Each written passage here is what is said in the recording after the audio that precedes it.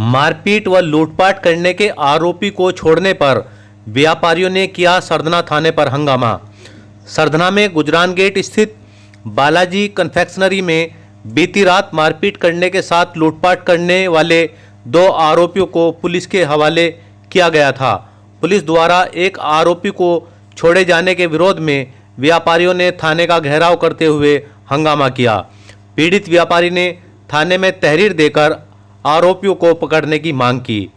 Police के आश्वासन के बाद व्यापारी वापस लौटे।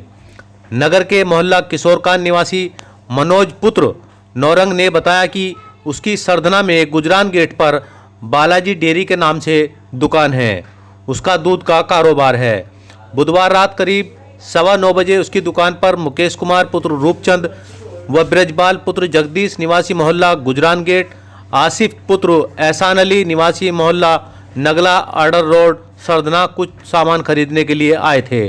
तभी राहुल पुत्र पप्पू निवासी जागृति बिहार थाना मेडिकल मेरठ व सुधीर कुमार पुत्र महेंद्र निवासी ग्राम मामोरी थाना दोराला, सागर शर्मा पुत्र मूलचंद शर्मा निवासी मवाना व डॉक्टर नीरज शर्मा पता अज्ञात मेरी दुकान पर आए और सिगरेट का पैकेट मांगने लगे, जिस पर उन्हें अपने यहाँ सिगरेट न बेचने की बात कही गई।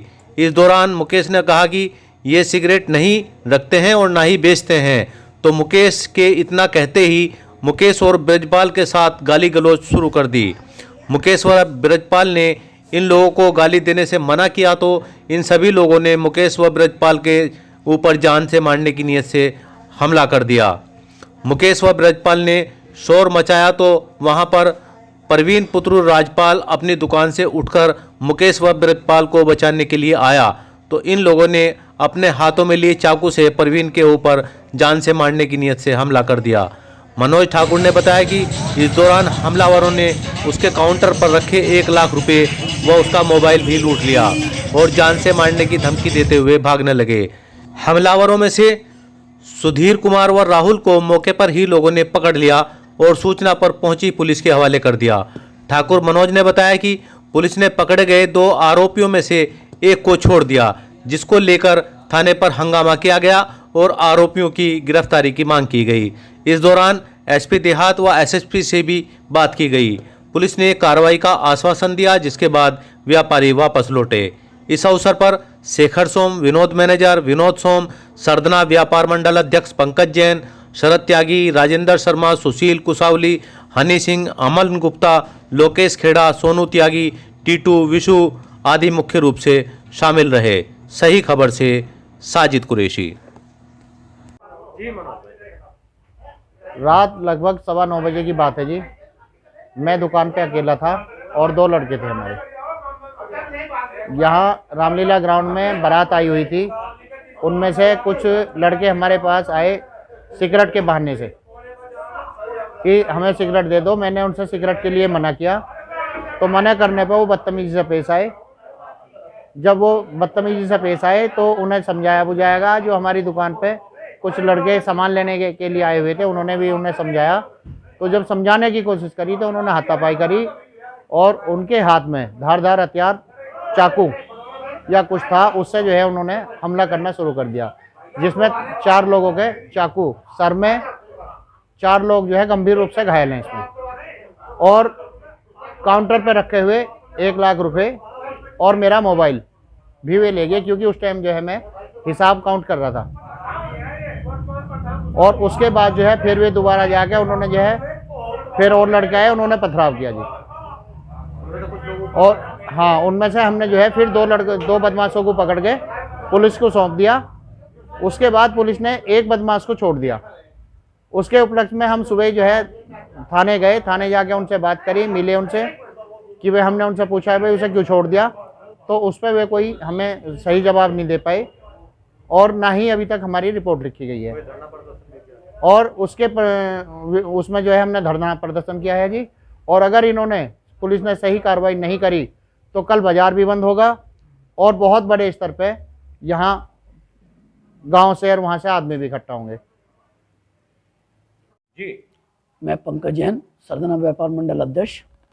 आज व्यापारियों के साथ हमारे रात लगभग 9:10 पर हमारे एक व्यापारी हैं यहाँ पर मनोज कुमार ठाकुर, और उनकी जो डेयरी की बालाजी डेयरी के नाम से यहाँ दुकान है, लगभग 9-10 पर उनकी दुकान खुली हुई थी और वे अपनी दुकान पे बैठे हुए थे।